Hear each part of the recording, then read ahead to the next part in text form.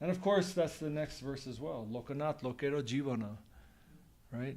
He's the Lord of the universe, and at the same time, he's the animator of the universe. He's the thing that gives the universe life.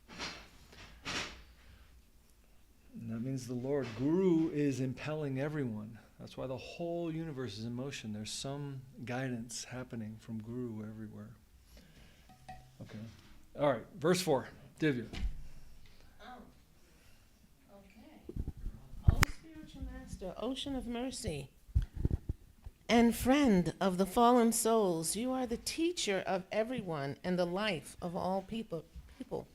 O master, be merciful unto me and give me the shade of your lotus feet. May your glories now be proclaimed throughout the three worlds.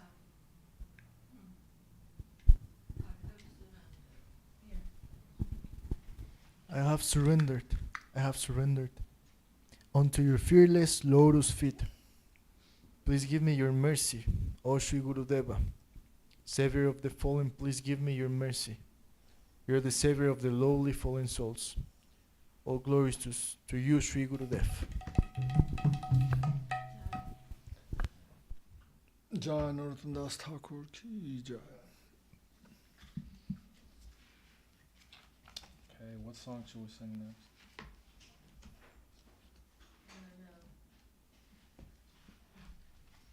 Well, today is Krishna Vashanti, so you can pick something. Vasanta Panchama. Yeah, Today. Why? That's my calendar. What's Vasant Panchami? Yeah, today. Spring? Yeah. It just started snowing when we left. It's pouring snow at our house, but it's not really snowing down here. I just told you. There are all different calendars going on here. Even today I said, wow, that's strange, because it's so cold. It's like 21 degrees when you get up, Exactly. But Mahaprabhu has the beautiful yellow flowers. Yeah. True. Which is, It is a miracle, It is isn't for it? that today. Yeah. Yellow, and Yellow all is the the ladies color are supposed to wear yellow. How come? What about Ohe Harinamatava? Madhava Gaura Panchami. Disappearance of Srila Vishwanath Chakravarti Thakur.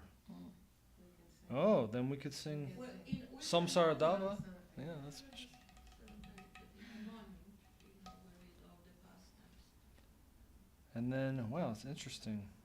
Two of the godbrothers, Bhakti Vivek Bharati Maharaj and Bhakti Sri Parvat Maharaj, also left on this day. And then appearance of Pundarik Vidyanidhi Wow. and Raghunath Das Goswami. Wow. It goes on and on.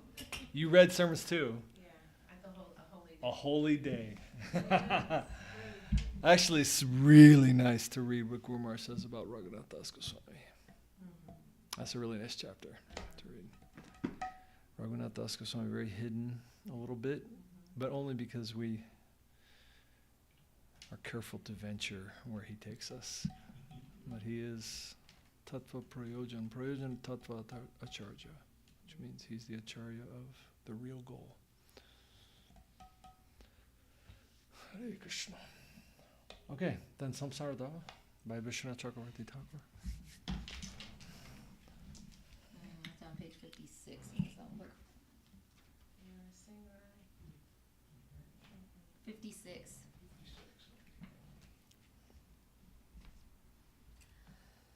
Sangsara nalalida loka tranaya karunya ganaganatvam Samsara Dava Nalalidha Loka Tranaya Karunya Ghana Ghanatvam praptasya kalyana gunarnavasya Atasya Karyana Gunana Vande Gurasi Charana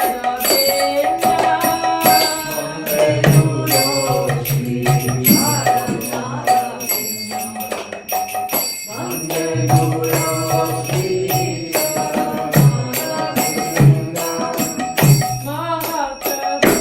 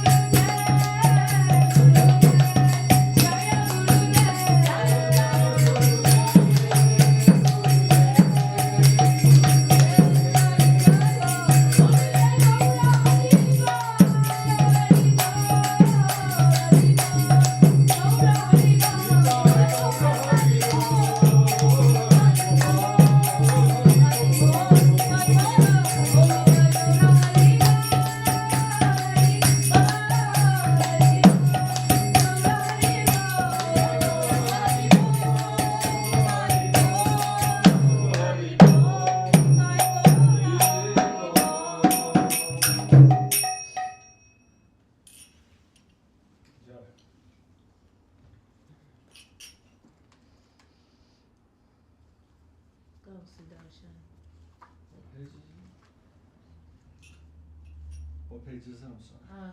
56.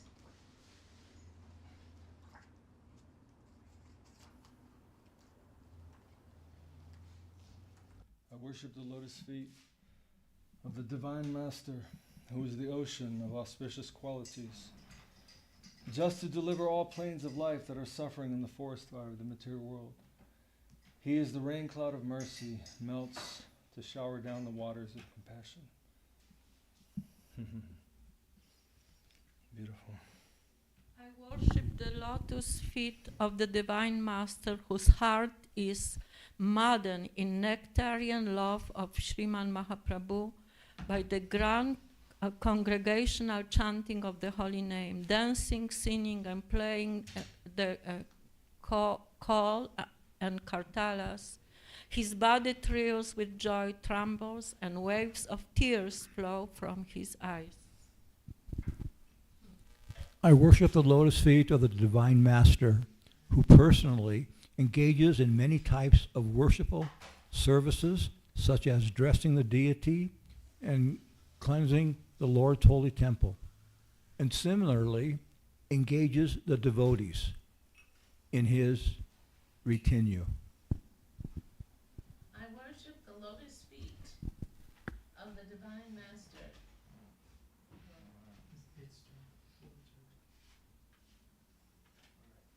I worship the lotus feet of the Divine Master, who fully satisfies the devotees of Sri Krishna with 4 types of nectarine prasadam foodstuffs that are chewed, sucked, licked, and drunk.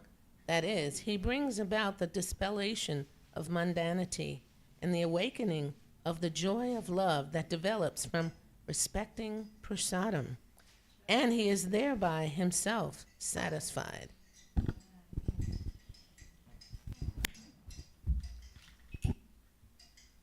I worship the lotus feet of the Divine Master, whose heart is insatiably desirous of tasting the infinite holy names, forms, qualities, and pastimes of Sri Radha Madhava that are full of the sweetness of love divine.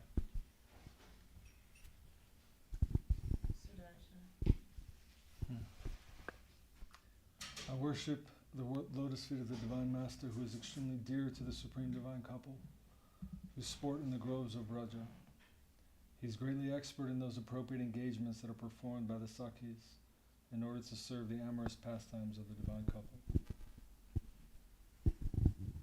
I worship the lotus feet of Divine Master, who is the simultaneously, inconceivably distinct and non-distinct manifest embodiment of the Supreme Personality of Godhead.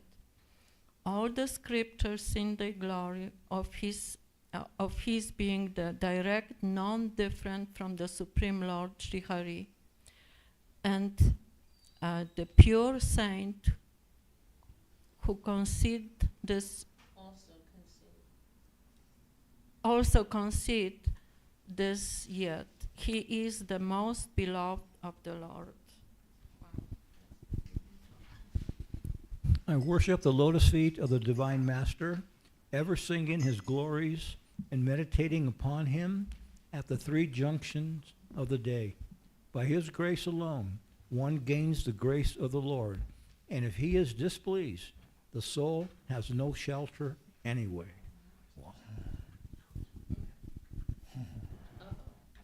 One who during the Brahmamurta, 96 minutes before sunrise, with meticulous regularity wholeheartedly sings these 8 prayers to the Divine Master, attains upon leaving the body in his spiritual perfection. I'll read that again, sorry. One who during the Brahmamurta, 96 minutes before sunrise, with meticulous regularity, wholeheartedly sings these 8 prayers to the Divine Master, attains upon leaving the body in his spiritual perfection the qualification to engage in the direct service of the Lord of Vrindavan.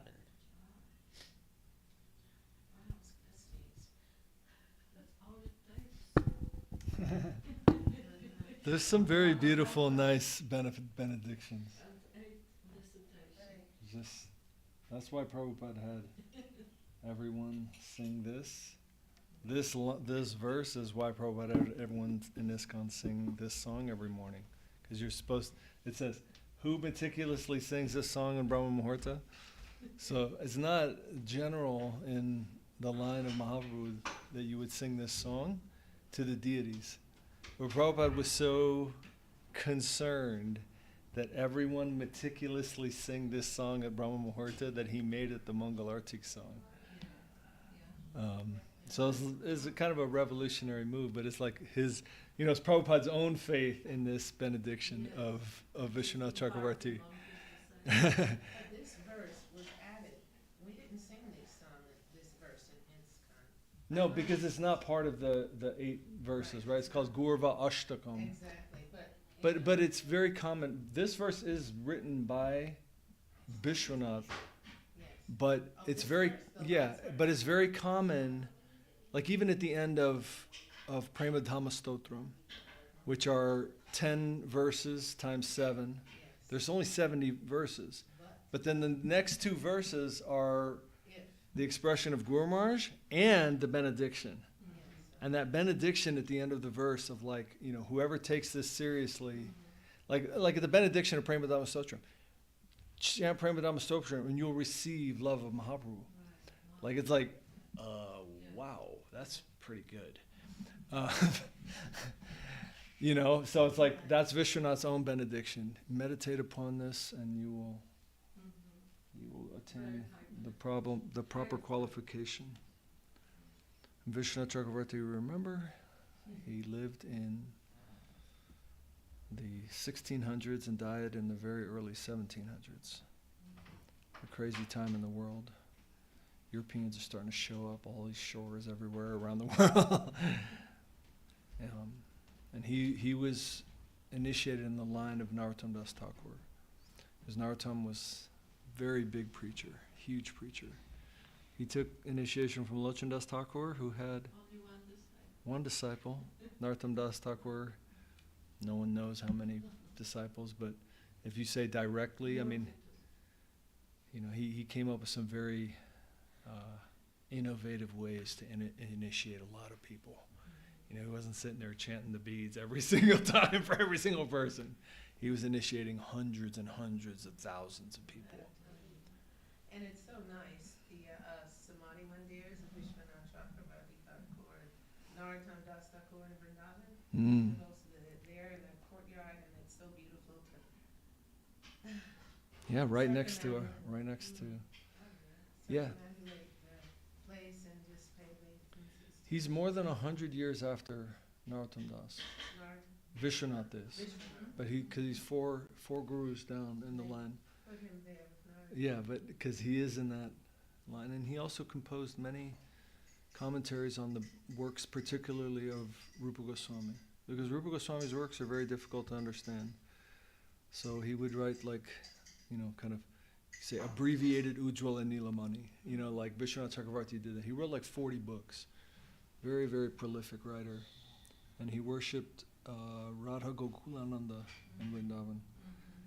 And those deities are there. And his Shila, his Govardhan Shila has I don't remember what the whole story is, but this the same Shila that Krishnadas Kaviraj Goswami worshipped. And this Shila has gone from great devotee to great devotee to great devotee. And he worshipped that same Shila. And that Shila, I believe, is still in the Radha Gokulananda temple in Vrindavan. And his disciple was Baladev Vidyabhushan, Vishwanath Chakravarti Thakur. Closer to us, and also another amazing miracle story. So many wonderful things. So Vishwanath was the descendant of the disciples from Narottam. From Narottam, and he's originally from Bengal, but Chakravarti is a very high, Brahmin name. And so he's from Chakravarti family, high Brahmin family in Bengal.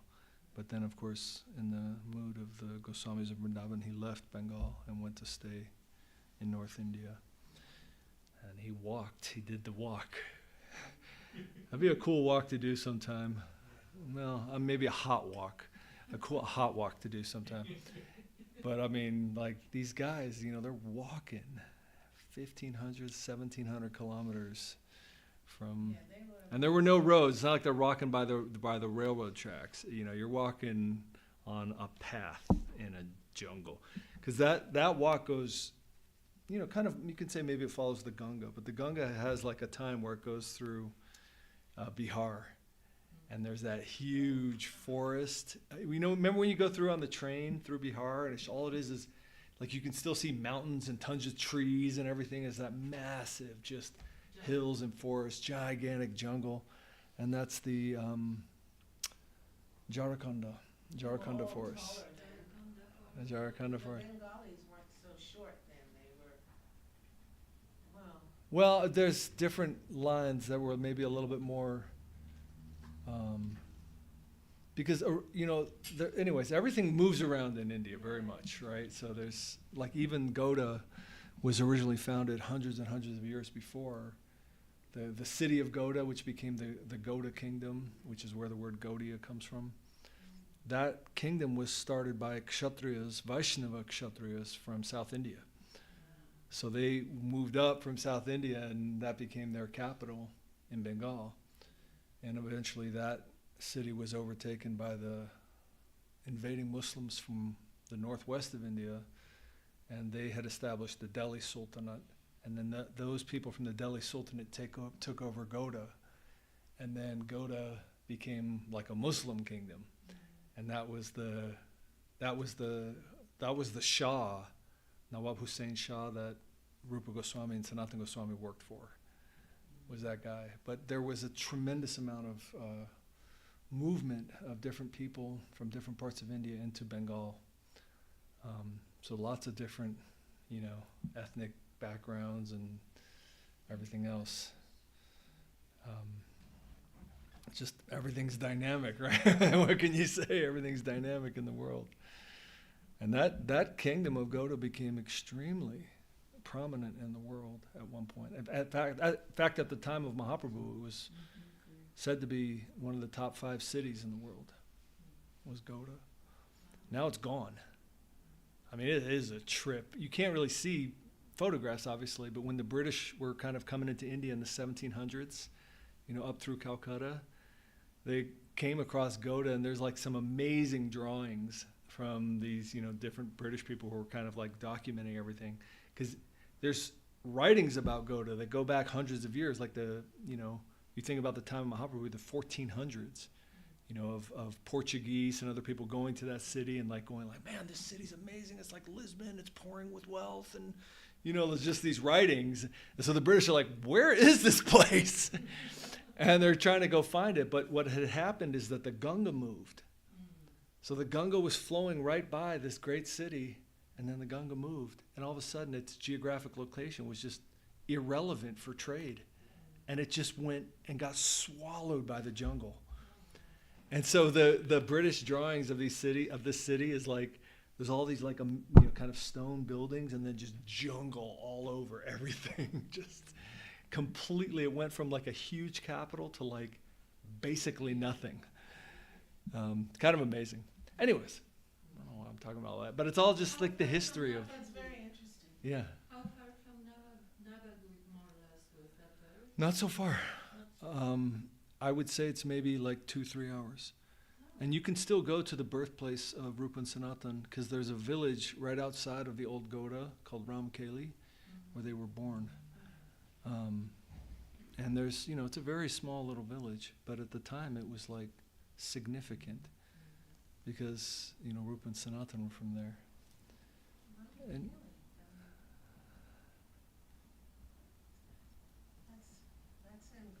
that's right outside of Gauda, which is why we're called Gaudiya Vaishnavas. Yeah.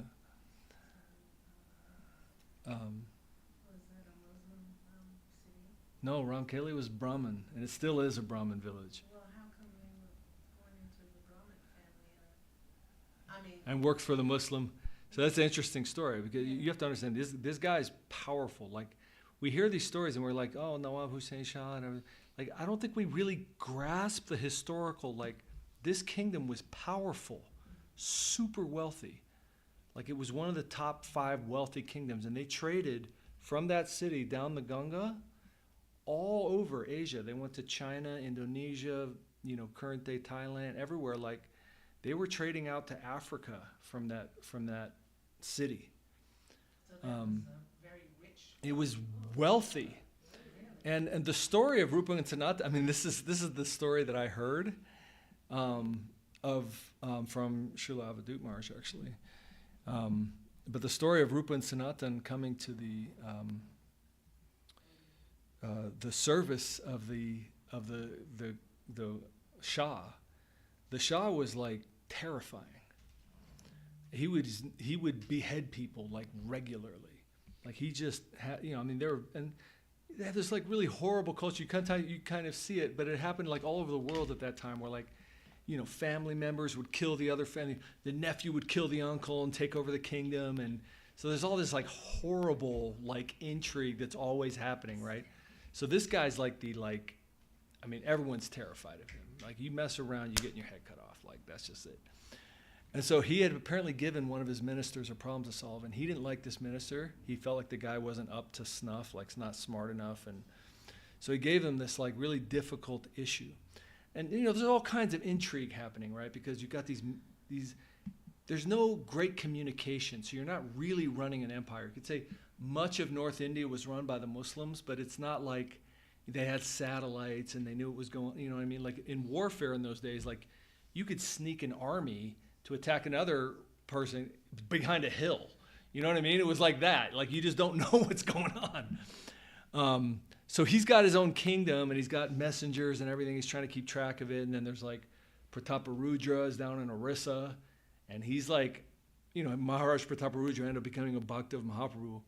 Like he's actually like a problem for like, Bengal, who's like Muslim, and like he's got a big army and he's like a strong king, and there's like little border skirmishes, like where's Goda, where's Orissa, like whose kingdom is what. And I mean, there's all this stuff going on. Like India's not just like, well, what do we do today? I guess I'll worship Brahman, and this guy, so the Shah had given this minister a problem, and the minister's just like, he knows he can't solve it. The Shah knows he can't solve it, and he's basically just like setting the guy up to get his head cut off. So this guy is walking very disturbed, and he's walking around Goda, and just like his face is just white and ashen, and he's like thinking about the end of his life and his family and everything. He's just suffering. And he comes across Sanatana Goswami. And Sanatana Goswami is like, "What, sir, what is wrong? Like, I can see that you're suffering. Like, what is wrong?" And the guy's like, "Oh, I'm working for the Shah, and he's given me a problem. I can't solve it, and it's unsolvable, and I'm going to get killed." Didn't you tell the story the other day? Yeah. But for those who haven't heard it, I mean, I don't know if you heard it. Did you guys already hear this? Oh, okay. Anyways, I mean, you guys know the story, but it's in the end, Sanatana Goswami solves the problem very, very easily. The guy's just like elated. He comes back to the king. The king's like, what's the solution? He's like getting ready to chop the guy's head off. He says the solution, and the guy's like, "That is brilliant, but I know you didn't come up with that." Who came up with this? And it was Sanatana Goswami. And Sanatana Goswami became the prime minister, like the head of his entire cabinet. So, like, that was Sanatana Goswami's position, and Rupa Goswami was the finance minister, his younger brother. So they were, like, of course, geniuses, no doubt, but they were also in a very high position in a Muslim government, which made them untouchable to Hindus, which is why Rupa and Sanatana never went into the Jagannath temple, etc. Right, but then, of course, Mahaprabhu, when he's going on his first trip to Vrindavan, he's on the Goda's on one side of the Ganga, Mahaprabhu's walking on the other, and Rupa and Goswami cross the river. Rupa and Sanatana cross the river and meet with him, and that's like the first time. I mean, it's like, these are like big people, You know what I mean? Like, you know, much more than the Beatles going to meet Prabhupada. You know what I mean? Like, these are like serious people with serious potency and power in that world. And they're completely just, of course, pure devotees descended to this earth, and they just tell Mahaprabhu, we're here, we're yours, you tell us, we're leaving, we're doing anything. Mahaprabhu goes, go back and do your job perfectly. It's not the time right now. So they end up working for this Muslim cruel king because they Yeah. just been born to that province and Yeah. it was occupied. Well, I mean, it's not like he's unusual. Everybody's cruel, you know what I mean? Like it's ruthless at that time. You know, the entire Muslim empire was extremely ruthless. So they They have a just particular born culture. into this region and that's what happened and that's how they Yeah. went. Yeah, and also, you know, it's not so simple, right? It's one thing if you're living in a Hindu village in Puri, and the king is a devotee, Prataparudra, and you're like, oh, okay, I'm a Hindu. It's another thing when you're in the village right next to like one of the most powerful kingdoms in the world, and you're like, you know, you're not going to be like, oh my God, man, you're untouchable. You know, like it's not like that. And it's also teaching us something though. This is not just like random in the Leela, because that entire structure of false bodily purity based on, you know, birth or any of that, Mahaprabhu dismantled that. That entire rigid idea that essentially limits the expression of consciousness and defines someone by their birth, Mahaprabhu destroyed that. And Rupa and Sanatan were perfect examples of that, where the larger Hindu society considered them to be untouchable, and they're like the purest messengers of Mahaprabhu, who he gave them the whole essence of what was in his heart, right? So it's just like this method of teaching a very important lesson, you know? So they're living there and having the expression of their Leela in such a way, which is also a testament and a teaching. You know, these things are not like Haridas Thakur. I mean, these are not the fundamental things. And, you know, they were, you know, it's also a use of Mahaprabhu. You know, one of his purposes was to destroy this thing, because in the end it becomes rigid, becomes totally materialistic, and the essence is lost. So it always has to get cracked. All right, so Mahaprabhu's a form breaker. It's like Guru Maharaj says, I'm a form breaker, not a form maker. Gurudev, I'm a revolutionary. I'm a form breaker. Right? There's a thing where as soon as you want to capture this thing in forms, you lost it. It's like you grab. It's like you know, you're trying to close your fist around it and make a formal material structure that's always going to convey the thing, and it's never going to be that. It always has to be alive within the devotee. And if you recognize the formal thing and you don't recognize the alive quality in a devotee, you just lost it. Now you just totally missed. You know, it's like you say angles of like, you know, when things go, you know, it's like you're looking at Saturn, but it's like, yep, you're 1 degree off. It's like by the time you get to Saturn, you're not like, you know, you're not missing it by an inch. You're like, you know, you're in a whole nother solar system, right? You're gone. So it's like this thing is so fine, and that's, you know, one of the great communications of the pastimes of Rupa and Sanatan with Mahaprabhu. And also, you know, these teachings that Mahaprabhu is like, it's very alive, you know, because he's not. When they want to go with him to Vrindavan, he said, no, not now. Go back and do your job. And don't just do your job. You know, don't like undermine the king and all this. No, go do your job perfectly. So it's like sometimes a devotee is going to be the prime minister of the Muslim king and doing a perfect job of it. Right? And everybody, oh, look at that, a Brahmin with a, oh my God, it's Kali Yuga, man. And it's not like that. You don't know who's who and what's what and what's happening. So it's just very, very, very alive. And that constant reinforcing of the essence is what's important. And you better start being able to tune in to the essence. And Guru Maharaj would always say that, right? Never the formal thing, always the substantive thing. Substance over form, always. And, you know, I mean, we hear that, and it sounds like a nice phrase, and it's kind of like, okay, I can remember that. But then how do you actually apply that? You know, that's when you look into the pastimes of Mahaprabhu. It has to be, starts to pop and come alive. And of course, the pastimes of Gurudev and Guru Maharaj as well. Hare Krishna. Also, in summary, Vishwanath Thakur ki jai. Vishwanath Chakravarti Thakur ki jai. Born in the 1620s, I think, to like 1708 or something like that. He left the planet in 1708. And it wasn't easy in 1708.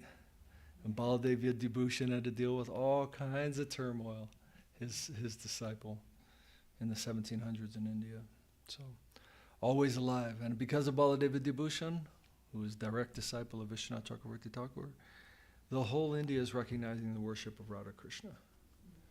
That was also new. You know, it's not like this is like, because, you know, sometimes you want to create a narrative and be like, yeah, this is 5,000 years old. But it's like, no, it's very alive. You know, when Mahaprabhu and Rupa Goswami, Rupa and Sanatan really established the worship of Radha and Krishna. You know, Radha Madan Mohan, Radha Govindaji, and their disciples, right? Raghunath Das Goswami, who came with them to Vrindavan, Jiva Goswami, like they're establishing the worship of Radha and Krishna, which no one really cared about because it was Rupa and Sanatan who actually made Vrindavan come out of hiding, right? Because without them, and that was Mahaprabhu's vision. Like, you guys go to the place of Krishna's pastimes and make it a place. It was nothing before them.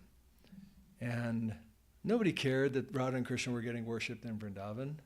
But it got real political when, you know, the emperor, Aurangzeb, you know, knocked down the Radha Govinda temple, and then the deities got moved to Jaipur. And Jaipur's a power center. And now you have Radha Govindaji worshipped in the very center of a very powerful kingdom. And now everyone's like, this is bogus, you know. The first deity, Radha Govinda, is the first deity where Radharani appears. Yeah, this is the line of Rupa. That's the Rupa Goswami. Yeah, you don't worship the potency. You worship the potent. And it's always Krishna by himself or Narayan by himself. So that was the first temple? Yeah, and it was In Jaipur. well, no, it was Radha Govinda, but then Radha Govinda got moved to Jaipur Yes. because the Muslims attacked Vrindavan. Right. And so then now Radha Govinda is getting worshipped in the center of this huge castle complex and like this very powerful kingdom in India. Before he was in the mountains, the first place they've been hiding them. Mm. In the mountains. In Monastery or some sort of. you mean Rupa Goswami's deities? Yes. Yeah. And then the king built a beautiful temple for them. Yeah. They went You're to right. Jaipur. Yes, in the mountains outside of There's very beautiful Jaipur. deities there too. Yeah. In that temple in the mountains. Jaya. First they came. So, and again, I mean, it's just another demonstration of forms are going to get overturned, and people are going to feel uncomfortable, and the truth has to crack the formality always. It always has to happen. You know, the line of Mahaprabhu is the single greatest antidote to fundamentalism. It's always going to crack open fundamentalism. Because fundamentalism always seeks to limit the expression of the divine into a particular form. It has to be in this form, and if it's not in that form, then it's bogus. And the minute you say that, the minute you try and like box the Lord in and be like, okay, it's only like this, you're going to get cracked open. That's just what it is. Jaya Mahaprabhu Jaya. So speaking of that, maybe we should read about Raghunath Das Goswami. It's also dynamic, revolutionary. Of course, Pundarik Vidyanidhi is another form breaker. Parents say Pundarik Vidyanidhi. Pundarik. Pundarik, right? Yeah. Well, we should maybe get a certain book for that. No, let's read. Can we read that same sermons? I don't know. I know you already read it, but. Gadadhar Panda, yeah. I mean, it's actually completely amazing. Hare Krishna.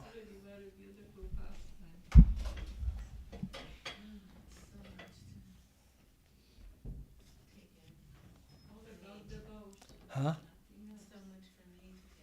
It's a lot. It's always, it's a lot because it's never, I mean, it's a lot because it's unlimited. It's like, you know what I mean? Because ultimately we're being taught to create we're being taught to take a posture where we can bow toward an infinite wave. You know? It's always going to be something dynamic. Like Guru Maharaj, one time I read, he says, if you ever see Krishna, you're going to be surprised. Because that's what Krishna does. He's going to surprise you. You're not going to feel like, ever, like, okay, finally I'm with Krishna. It's chill. It's like, no, you think the infinite, dynamic, absolute is like going to just have just like, well, it's 75 and the lions are laying with the lamb again. And Rob, what's the weather today? 75 and sunny again for the last 60 trillion years. But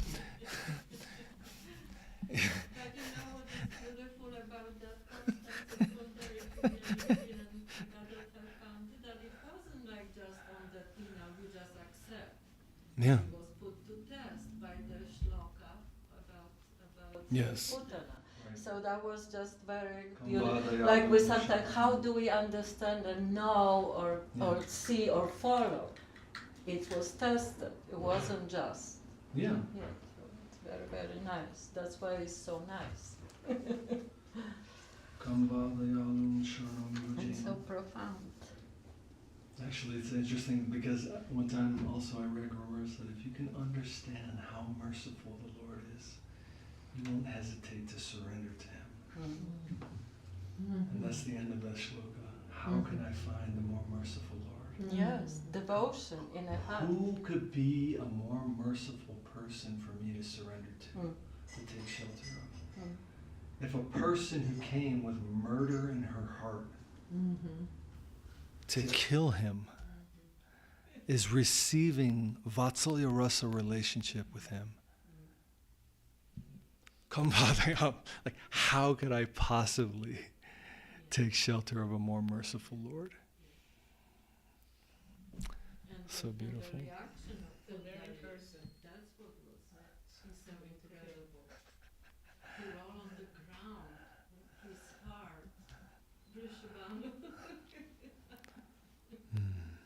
Hare Krishna. Okay, I'm just going to read the Raghunath Das Goswami because it's really amazing. Okay. Fourth personality is Sri Raghunath Das Goswami. He was born nearly 500 years ago in Krishnapur village in the Hooghly district. He came in the Kayastha caste. His father, Hiranya Majumdar, was a very rich man. His father had one brother, Gobardhan, but Raghunath was the only child. His father and uncle were state landowners. At that time, they collected 2 million rupees in taxes. That's what, when I read that number, I was like, 2 million. I said, 2 million? But at the time, a rupee was based on gold, and it was a serious amount of money. 12 lakhs was paid to the king, And they kept 8 lakhs. So they kept, Almost half. yeah, almost half, that's right. Pretty good chunk. It's a pretty good chunk. Not bad. Raghunath heard about Mahaprabhu after Mahaprabhu's sannyas. Hiranya and Govardhan had association with Advaita Acharya, and they used to make an annual contribution to all the superior Sanskrit scholars and their schools in Bengal of the time. When Mahaprabhu went back to Sri Advaita Acharya's house, Advaita Bhavan, after his sannyas, Raghunath Das came and saw him and became mad with love of Krishna. His heart was completely melted by Mahaprabhu's beauty and charming personality, his devotion and his teachings of devotion for Krishna. Mahaprabhu himself was also aware of this. Raghunath would not leave Mahaprabhu, but the Lord told him, "Go home. Don't be over-enthusiastic. Control yourself. Keep your divine love for Krishna within your heart. Don't express it outwardly. Don't advertise it. Very soon the time will come when Krishna will guide you. He will make a way for you. Don't allow any external show. Keep it within your heart." Interesting instructions. Sthiro hoya ghore jao, na hao batulo, krame krame pai loka bhava sindhu kulo. Compose yourself and go home. Don't be a madman. One reaches the shore of the ocean of matter gradually. Then later Raghunath came into the association of Nityananda Prabhu in Panihati. Nityananda Prabhu said to him, "Give a feast here for my followers. You're the son of a rich man, so manage to give a feast here for my followers." And Raghunath did so, and Nityananda Prabhu was very satisfied. And he blessed him, saying, "Very soon your bright day will come." And Nityananda Prabhu addressed his devotees. "See this young boy? He has immense wealth. In abundance, he has everything required for a young man's enjoyment, but he does not care for it. Krishna's grace has come down into his heart, and he does not care for anything of this world. He's mad to leave his home of material grandeur and wants to become a street beggar. He has become mad for Krishna. Just see this high ideal, real devotion and attraction. Love of Krishna has made him mad. He is very, very fortunate. This royal dignity and prosperity does not please him." And Raghunath returned home. But one day Hiranya and the others noticed that he no longer entered the inner section of the house. He began to stay in the outer section only. His father and other guardians thought that his condition had become very grave. So 10 men were engaged to keep guard so that he wouldn't leave the compound. One day in the early morning before sunrise, the family guru, Yadunandan Acharya, suddenly entered the house. Finding Raghunath in the outer section of the house, Yadunandan Acharya met him and requested him, "I'm going out for some important business, but there is no one to worship my deity. So please ask one Brahmin disciple in my name to serve the deity for a day or two during my absence." As Yadunandan Acharya left, Raghunath went with him. The guards saw him going with the family guru, so they did not interfere.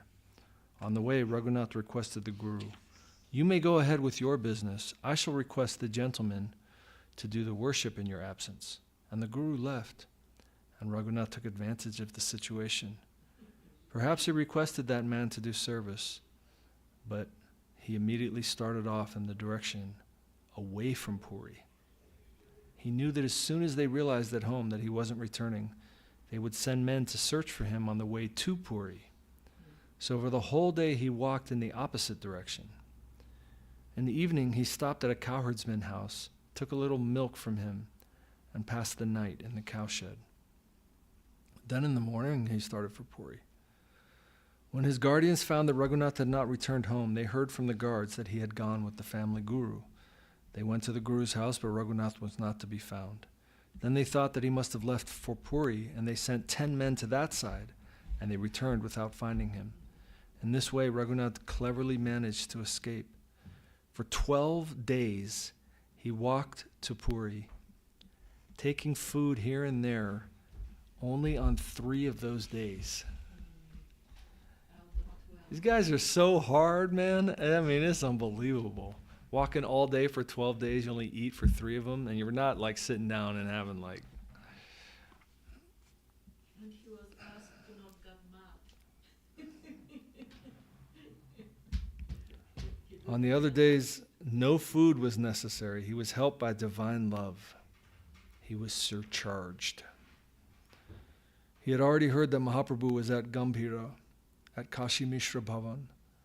He went there, and in the courtyard, he fell flat in obeisance unto Mahaprabhu. Mukunda Datta announced to the Lord, Raghunath has come. Mahaprabhu said, yes. Look after him. He has come with great difficulty, walking and walking without food. Take care of him for a few days, and then he will manage for himself. That was the direction of Mahaprabhu. For a few days, Raghunath took prasadam there, and after that he begged at the gate of the Jagannath temple. The parents now thought it was impossible to bring him back, and they did not make any further attempt. But they sent some money with 1 Brahmin and 2 servants, instructing them to hire a house so that Raghunath had a place to stay.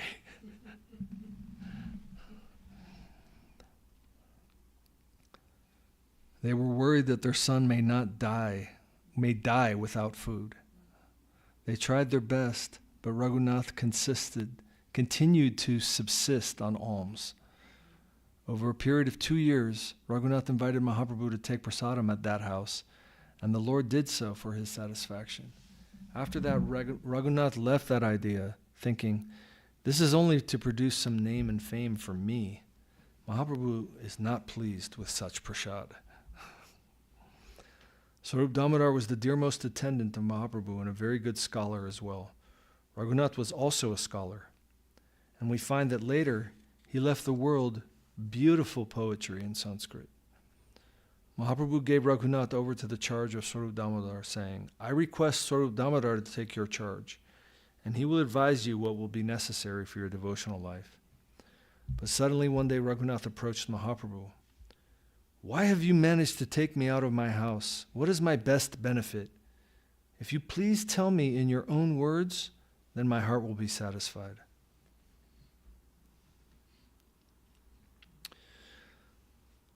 Well, this is a famous part of Chaitanya Charitamrita.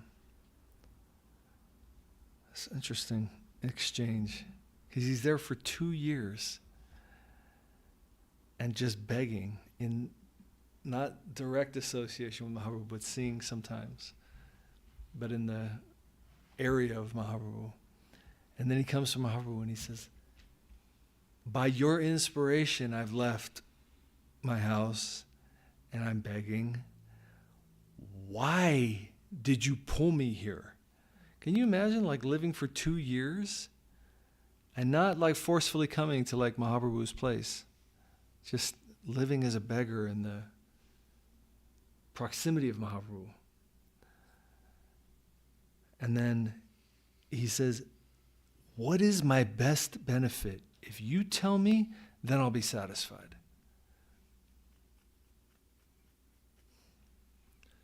And Mahaprabhu said, I gave you over to the charge of Swarup Damodar. He's more qualified than even I am. However, if you do want to hear something directly from me, then I will say it in brief. Gramya kotha na shunibe, gramya barta na kohibe, bhala na kaibe ar bhala na poribe. Amani manada hai Krishna nama sada lobe, braje radha Krishna seva manase koribe. So that's what Mahaprabhu said. Don't indulge in worldly talk and don't hear worldly talk. That's gramya katha. Gramya means village. It means stop gossiping about little things. Blah, blah, blah, blah, blah, blah, blah, blah. Oh, need you blah, blah, blah, blah, blah, blah.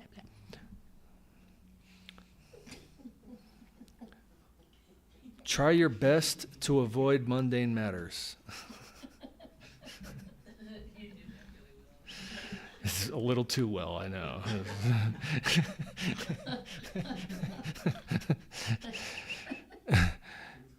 Yeah. Oh my God. You guys want to do some Gremlin guitar?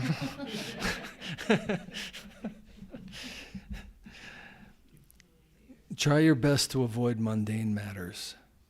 Don't eat delicious dishes. Take whatever ordinary food comes of its own accord. Don't dress luxuriously. Sorry, what were you going to say, Danny? Oh. Yeah, that's. I think that's we're going to get to. I don't know. Always try to take the name of Krishna with the attitude of giving respect to others, but without expecting respect from anyone. Be humble. Never aspire after respectful dealings from others. In this way, try to take the name of Krishna constantly. And within, try to serve Shri Shri Radha Krishna in Vrindavan. Mentally be in Vrindavan, rendering service to Shri Shri Radha Krishna Leela.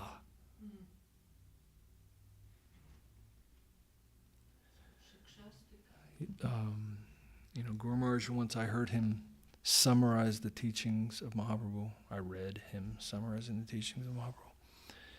And he said, Mahaprabhu came to teach the most hopeful truth, that beauty is what is sustaining reality.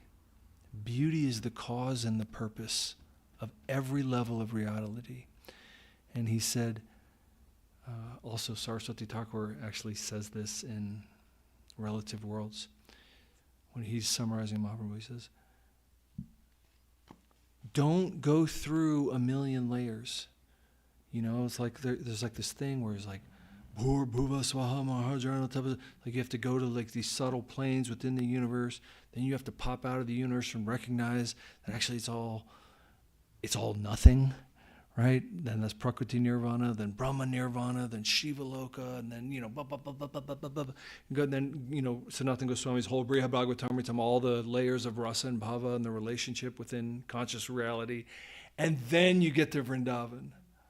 And then within Vrindavan, there's so many relationships, and then ultimately there's Madhurya Rasa and Parakya Bhav, and then you get to Radha Vinod Krishna. That's like, so many lifetimes and layers. And of course, just even getting out of your own bullcrap is like impossible. But to speak of going from Bhur to Bhuvaha, it's like going from like angry to not angry is like, oh, wow, like, how am I going to do that? And Saraswati Thakur said, Mahaprabhu came to teach that you should see behind the sustenance of everything is Krishna. And not just Krishna, but Radha Vinod Krishna, the giver of pleasure to Sri Radha. And then as Guru Maharaj said, that is the center. And the center is everywhere. And there's no circumference. So that's Guru Maharaj's like summary of Mahaprabhu's teaching. And this is what Mahaprabhu was saying. You be humble in your life. Take what comes to you and place Krishna at the center. And that is a revolutionary thing. It's not saying, first understand your kundalini and then get your breath together and then be able to raise it from down here to up here. And then, ultimately your breath will have some potency and now you can do this and that. And there's like infinite numbers of layers of stuff that you have to go through. But Mahaprabhu was saying the opposite. It's like you don't go through all the lesser thing and go to the higher thing. You start and place the higher thing in there. And then your relationship with all the infinite manifestations is proper. Right? It's not like you're not experiencing. Maybe you end up doing Kundalini, but it's not Kundalini to try to like advance yourself. It's, you have some seva or something, and maybe you need to have more energy or something or whatever, but it's practical in the body that you're in the seva that you need to be doing. Like, start with the center. That's the revolution of Mahaprabhu's teachings. So that you can say that, he's telling Raghunath Goswami, always be in the mood that you're rendering service to Sri Sri Radha Krishna's Leela. And that's what we're doing. But start there. That's what you need to be thinking, and take your life and the motions of your life in that mood. Even the bad things and all this other stuff. Like, oh, Krishna's Leela is occurring. And I want to serve this. Not like, oh, a thing happened I don't want. Like you can't be like that. You have to see the larger picture. Okay. Should we first to that highest conception first? Sure. Then Definitely. Radha Krishna Yeah. will reveal through to the Yes. It's always this mysterious thing because Hare Krishna. We have to go through the devotee always, right? Because otherwise we have so many flaws and faults where we can trick ourselves and imagine that we're in a place that we're not in. And the devotee is actually the one who knows how to please Krishna. We can say, oh, I'm trying to live my life trying to please Krishna, but it's like, do I really know how to please Krishna? I'm not sure that I know how to please Krishna. So, it's always said to be, Hano Nitai Bine Bhai Radha Krishna Paite Nai. You have to have the blessing of Nityananda. But Nityananda, when we know in Nityananda Dwarashakam, Guru Maharaj is saying Nityananda is Mahavishnu. Nityananda is also the cause of the ego of the individual jiva. Right? So Nityananda Prabhu is why you exist. He's not just, you exist because of Nityananda. So why did he make you? Because he wants you to be in the service. You can say Nityananda Prabhu is the, if everything's a play, Nityananda is the creator of the stage and the players. Right? Like he is that. And he's incredibly merciful. So we're going through him because he is our, he can pull us. He made us for that. So it's like to understand that potency that's wanting to pull you into your true self, your real engagement, and is not looking at all of your faults and all the things you did in the past when you're confused by the Maya energy, all that. That's Nityananda Prabhu. That great mercy. And all of the gurus in one sense are representing Nityananda. They're all his potency going, oh, Jiva, do you understand your potential? And not looking at it like, oh, look who fell into Maya. Yes. It's not like that. He understands what Maya is. He's just saying, not even looking at quality or qualification. Turn toward that higher thing. And he wants to help you. In fact, it even says, Lochan Das expressed it in even such a higher way, which is like even those who are not turning to him and asking, he wants to help. Even those who are inimical, like Jaya and Madhai, right? Not only are they not asking for it, they're like really angry when somebody comes along to try and give it to them. He still wants to give them mercy. Like that kind of mercy is like inconceivable. So, we have to have that connection.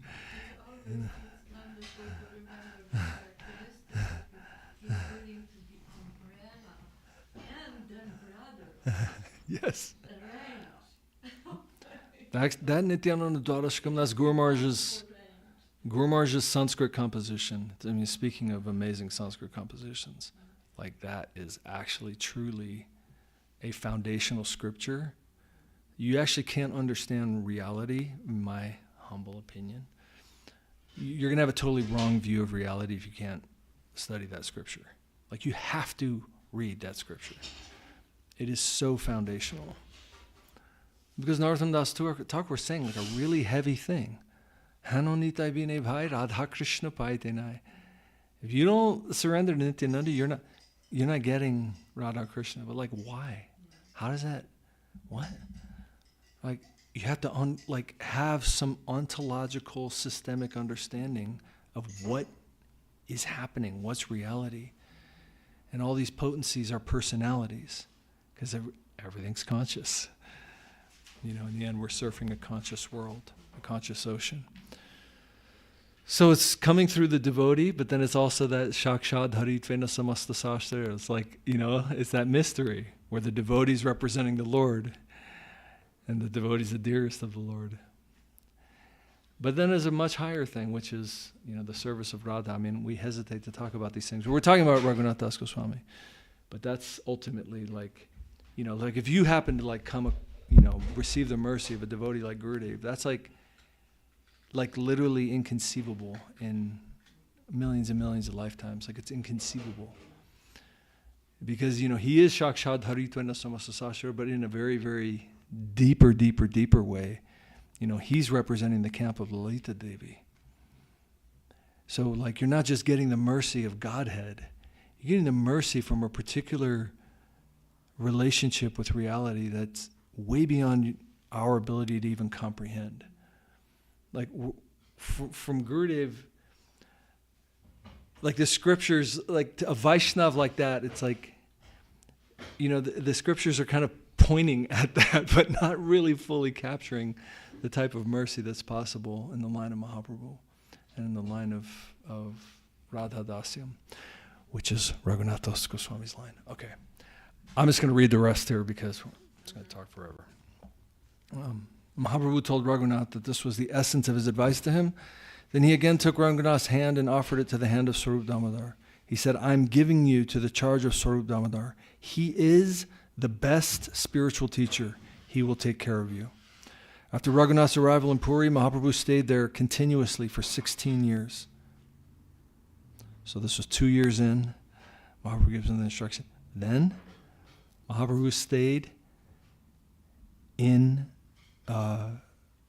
Puri for 14 more years. After that, Mahaprabhu departed from the world. And Raghunath left Puri and he went to Vrindavan thinking, I have what is to be had. Now I only want to see Vrindavan Dham once, and then I will leave this body and jump from the highest peak of Govardhan. With this idea, he went to Vrindavan, but there he came into contact with Sanatana Goswami and Rupa Goswami, and he found the beginning of a new life, and he thought, what is this? Mahaprabhu has not departed. He is living in them. Mahaprabhu delegated Rupa and Sanatana with the power to preserve the devotional current they had received from him and to present it in a new light. They were asked to prove by drawing upon different scriptures that Mahaprabhu's teachings are the very gist and purpose of all the scriptures. As in Bhagavad Gita, Vedaish Chasarvair Aham Eva Vedyaha. The attempt of every revealed scripture is to show me as the highest center. I am the absolute. So Mahaprabhu said, Krishna is the absolute. With the help of the different scriptures and historical reference, by all means possible, try to prove that Krishna is Swayam Bhagavan, the Supreme Personality of Godhead, and that Vraja Lila, Vrindavan Lila, is the highest achievement. The two brothers had already begun that work when Raghunath came into their association, and he found, Mahaprabhu is here.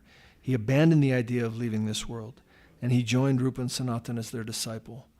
Mahaprabhu had already ordered Sanatana Goswami, my followers are very poor and helpless. You'll have to look after them whenever they come to Vrindavan. You'll have to be the caretaker of all my disciples that come to Vrindavan. So Raghunath came to Sanatana Goswami and Sanatana took care of him. Raghunath was so self-forgetful that one day as he was sitting on the banks of the Radha Kund and taking the name, a tiger came beside him to drink water, and Raghunath paid no attention. Suddenly Sanatana Goswami came upon the scene and he was astonished. Up until then, Raghunath had lived under the shade of a tree. But Sanatan told him, "Please construct a hut to live in. Don't disregard my request. I entreat you to do this." Then from that time, he managed to construct a small dwelling and stay there. His abnegation, vairagya, was incomparable. Sanatan, Rupa, and all the Goswamis' indifference to worldly enjoyment was extreme, but Raghunath's surpassed all. When he was in Puri, sometimes he would beg prasadam at the gate of the Jagannath temple. And sometimes he would take prasadam at a chotram, or a free kitchen, where rich men distribute prasadam for beggars. And then he thought, even this I'm taking what is due to others' karma. The unsold Jagannath Prasad is given to cows of Jagannath Puri, but it becomes so stale that it emits a bad odor. Even the cows won't eat it. So now Raghunath would wash that prasadam with sufficient water, and adding a little salt, he would eat that. Mahaprabhu heard about this, and one day when Raghunath was taking that prasadam, Mahaprabhu approached and suddenly took some and ate it. And he said, "Oh, I have tasted many times the prasadam of Jagannath, but such sweet prasadam I have never taken anywhere." So what is the taste in prasadam? It is not mundane. Raghunath had such intense faith in prasadam that he lived on apparently rotten things with a little salt, and he was the son of a family of kingly opulence. So much indifference was in him, and in his last days in Vrindavan, he would pass each day taking only a pot of ghol, buttermilk. This is not possible for a man made of flesh and blood. Great souls like the Goswamis are really personalities that have come down from another world. And so it was possible for them to show the ideal of abnegation. It is not possible for ordinary humans of flesh and blood to observe such a degree of abnegation without dying. But the Goswamis created the standard and ideal by such vairagya. At the same time, Raghunath studied Rupa and Sanatan's Goswami presentation of the highest type of rasa, or devotional sentiment, madhura rasa. Okay, I'm just going to read the last shlokas. This is, Guru Maharaj actually, this is his heart food, talking about the service of Radha, because ultimately that's the divine focus and revelation of Raghunath Das Goswami. In his famous shloka, I'm just going to read the shloka, because we should chant his shloka today. And I think all of us somewhat know this, will at least recognize it. Asha bhairer amrita sindhu mayai katanchit kalo mayati gamita kilasam pratanghi tvanchet kripam mai vidhasyasi naiva kimme pranair vraje nachavaroru bakarinapi. This shloka has given us the highest conception of our attainment in the school of Chaitanya Mahaprabhu. What is that? Srila Raghunath Goswami is addressing Srimati Radharani, O Queen of my heart. For a long, long time I am waiting with great patience to have your mercy, which is so sweet to me that I cannot avoid it. It is heart-melting, heart-attracting, heart-crushing. It is so deeply touching to me, I can't avoid your service connection. Somehow I have managed to come such a long way, enduring such a long time, but I am impatient now. Be gracious. If you are not gracious upon me, I have got no hope. I will come to the end of my patience. My life will end here. So much so that what shall I do with this Vrindavan? Vrindavan is of no use to me. What is the utility of living my life? It is useless. It will end with no utility. I can't even love Vrindavan, which is associated with the Leela of Krishna. To say nothing of Vrindavan, I can't relish the company of even Krishna without you. Without you, even Krishna is meaningless to me. I can't tolerate. I can't relish either my own life or this environment or even Krishna.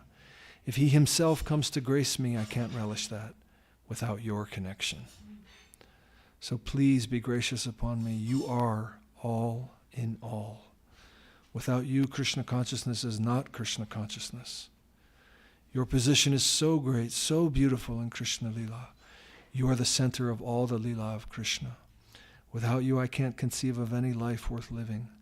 I utterly surrender unto you, my queen. This is Radha Dasya. Our best fulfillment is in the service of Sri Radha, because only she can fully attract the grace of Krishna. She is the other half who draws the maximum rasa, ecstasy, from Krishna, in quantity as well as quality.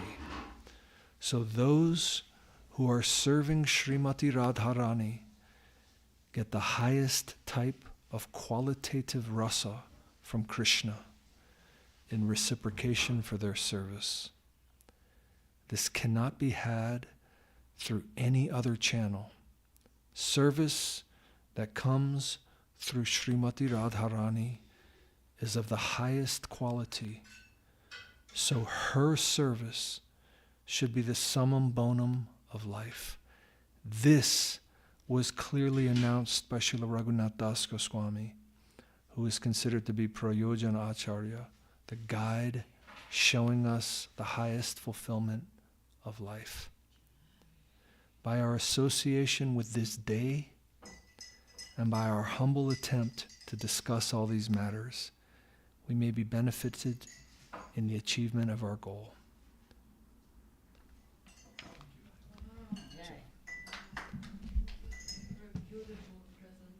Such a inconceivable thing. How are we sitting around a cold night in Salt Lake City, Friday night? A warm spring evening.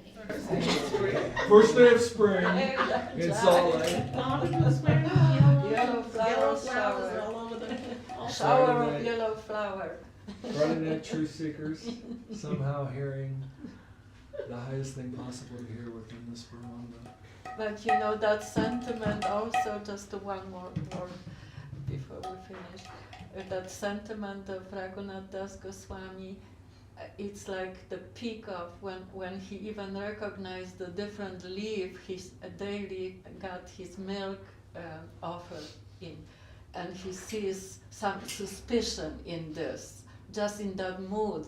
It's anybody who has anything opposed to his queen, he can even kind of sense it. In a different leaf he receives his daily milk, and it's happened to be from Chandravali, so camp, so he rejected instantly. This type of perception. Hare Krishna. Well, I think actually it's proper today to sing this song, which is Radha Bhajane Jadi Mati Nahi Dela Krishna Bhajana Karo Akarana Gela. So this is Bhaktivinoda Thakur's composition in the mood of Raghunath Das Goswami. Jaya. Very beautiful song. Page? I'm gonna look it up. What's the name? Radha Bhajane Jadi. It's on 238. 238. 238.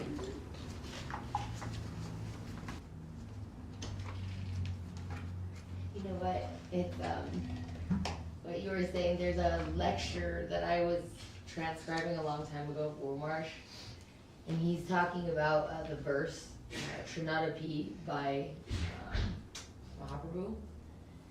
And he starts to speak towards the ending of the lecture, where he says, "By practicing this humility, you will find such a subtle and such a subtle world and string is there, such a fine thing is there." And so, like what you're saying is this person has become a connoisseur of the most subtle things, right? And so, like that's really what you can say a Vaishnava is like for us, it's like.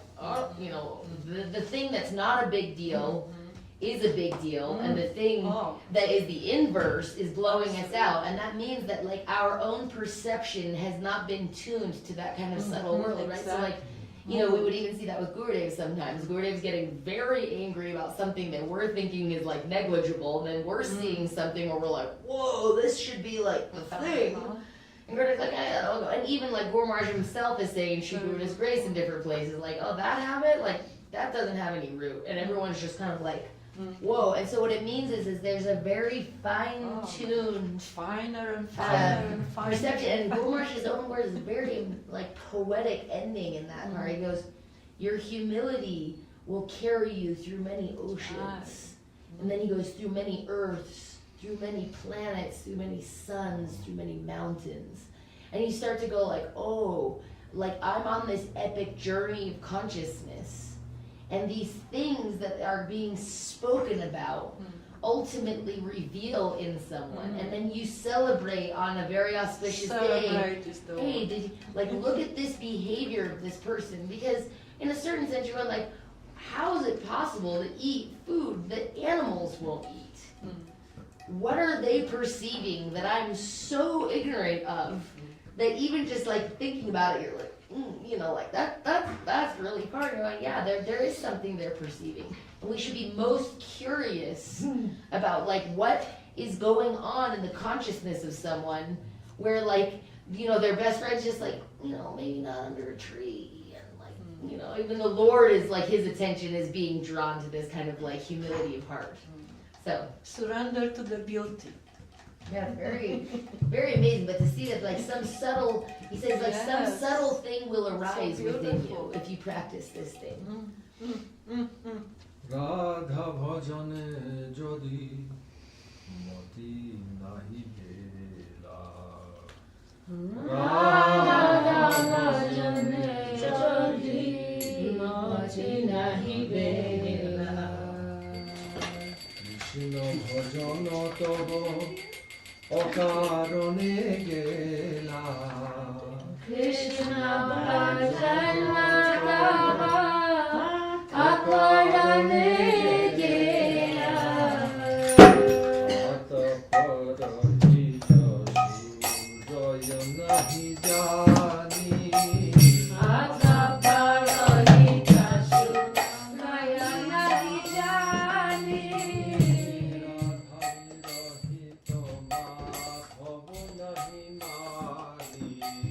Radha virahito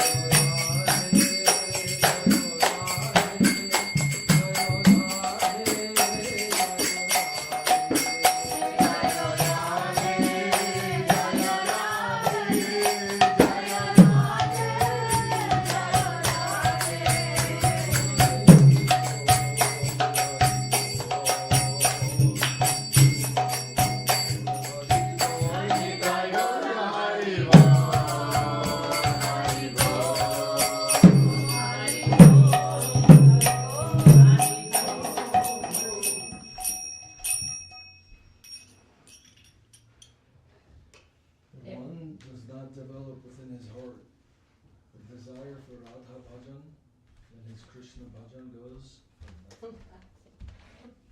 Without sunlight, the sun cannot be seen. Similarly, I don't pay any minds to Krishna without Radha. The one who worships Krishna alone is ignorant. Who does not adore Shri Radha is an egotist. Never keep company with those who envy Radha. Within your heart, you are all aspire to the loving pastimes of Raja. Those who consider themselves maid servants of Shri Radha will quickly meet Gokula Krishna. Brahma, Shiva, Narada, the Shrutis, and Narayani worship with regard the holy feet of Sri Radha. Uma, Rama, Satya, Sachi, Chandravali, and Rukmini are all personal expansions of Srimati Radharani. This is the self-evident verdict of the Vedas. Bhakti Vinod, whose only wealth is the service of Shri Radha, humbly prays to be a serving maid at her lotus feet. Jai Srila Bhaktivinoda Thakur ki jai. And Jai Vasanta Panchami ki jai. And Jai amazing devotees in this little room, in a little desert, in a little state, in a little country, on a little planet. Ki jai. Go Premanande Hari Bol. Jai Shri Gurudev. Jai for leading us. Nanu, nanu. But really, how is it possible that we can read these things and celebrate this day? Only by Mahaprabhu. What's the song? What's the Vasudev Ghosh song? Vashur hiya pashanidya. Jodi gaur na hoto tabe ki haito kamani dharitam de radhara mohima premorasa sima jagati janatake. Who in this universe could know? Jagate means in the universe. Janata means to know. K means who. Jagate janatake. Who in this universe could know Radhara Mohima Prema Rasa Sima, the highest rasa of prema from Sri Radha, without the mercy of Mahaprabhu? Who in this universe could know? No one. Jai Gaurachandra Mahaprabhu ki jai. Jai Rupanuga Bhakta Vrinda ki jai. Go Premanande. Hari Bol. Hare Krishna.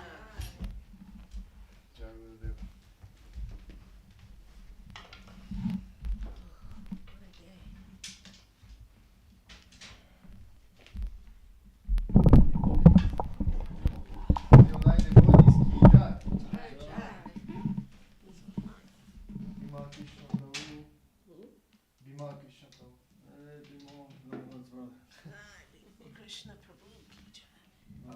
Shanta Shanta Dandavat.